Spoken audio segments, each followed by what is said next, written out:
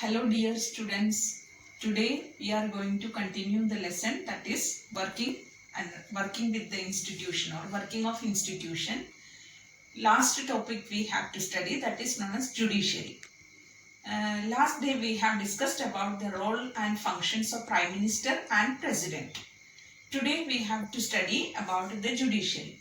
Okay, so judiciary, you have studied what is judiciary. The entire court system of the country is known as judiciary. All the court system of the country, it is put together as judiciary. And you know that the judiciary or this court system comprises of many different courts.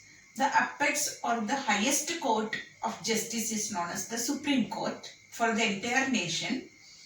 And every state has high courts, and below that district courts and the court at local level. So these all court systems together, we can say that judiciary. Now we can see that an independent and powerful judiciary is essential for a democracy. If the country is democratic, independent judiciary is essential, as well as powerful judiciary is very essential. The court system or the Supreme Court is the highest court, as I have told you. The Supreme Court can hear disputes among different types of disputes, means disputes among disputes between citizens of the country, between citizen and the government, between two or more state governments, and between the union government and state government. So Supreme Court can hear or Supreme Court can solve the disputes of disputes which is between citizens of the country, between citizens and the government of the country, between different or two or more state governments.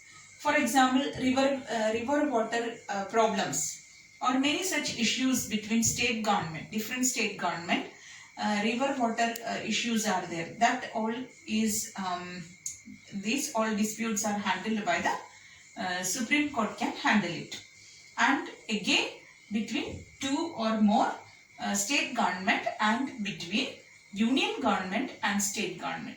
So all these disputes can be finalized, or it can be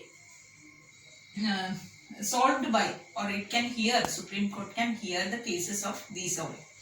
As well as Supreme Court can also hear civil cases and criminal cases. So Supreme Court in the country has a lot of important power.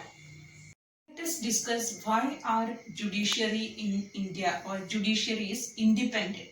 Why we say that it is independent judiciary. There are few reasons that we have to analyze.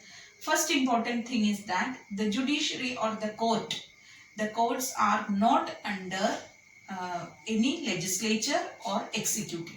So the court in our country which work not under legislature or executive.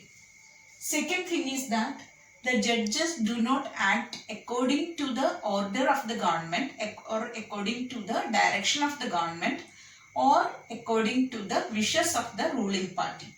Means judges have their own independent power. Once they are appointed, they are not asked to follow the directions given by the government or the directions or wishes of the political party, ruling party. Third important thing is that we can say once the judge is appointed or once a person is appointed as a judge, it is very difficult to remove him from that position. Means once the judge is appointed, judge of Supreme Court or High Court, once the appointment is over, it is very difficult to remove him from that position. So judges have their own decision making power in our country, in a democratic country. That is why we say that judiciary is independent. Okay, independent judiciary means these are the important points you have to remember.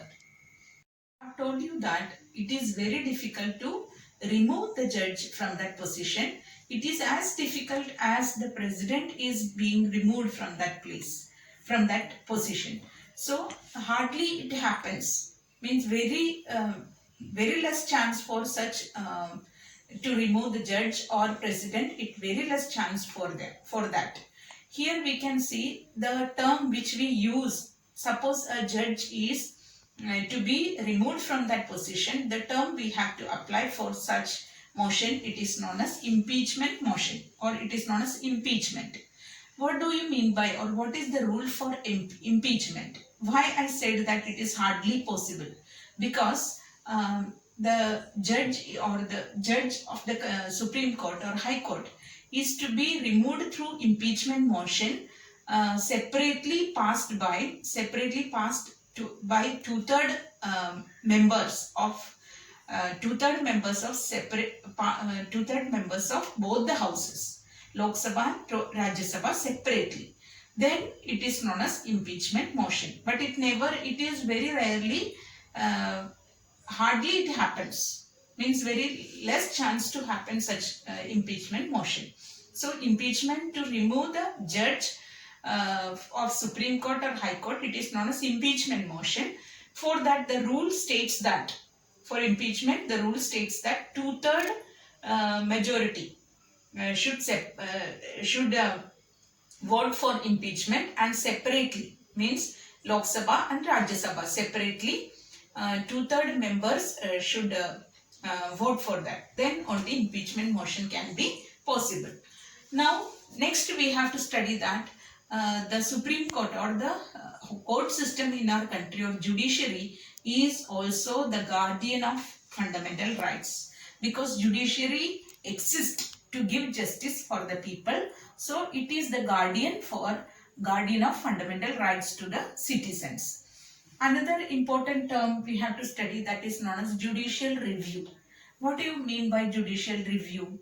Judicial review is nothing but it is any law which is passed by either executive or judiciary, which can be against the rules of the constitution, or which can be against constitution.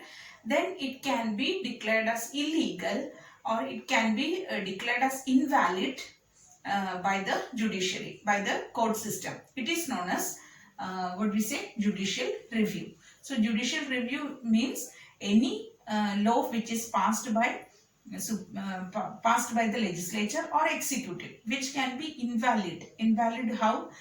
Because it is against the constitution, then it is declared as invalid by the court. Then it is known as judicial review.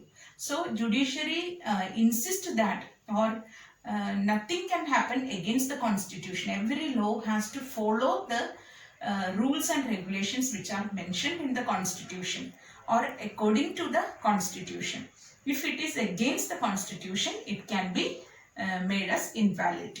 This is known as judicial review. Okay. Next we have to study one more thing, that is known as public interest litigation.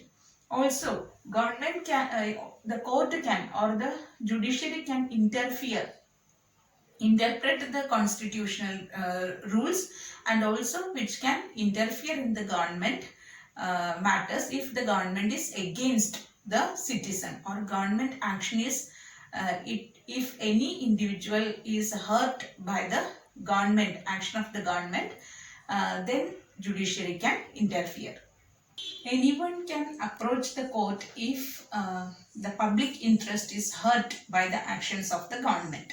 So any individual or citizen who can approach the court if he got hurt, or he has got hurt by the actions of the government, then we say that it is known as public interest litigation.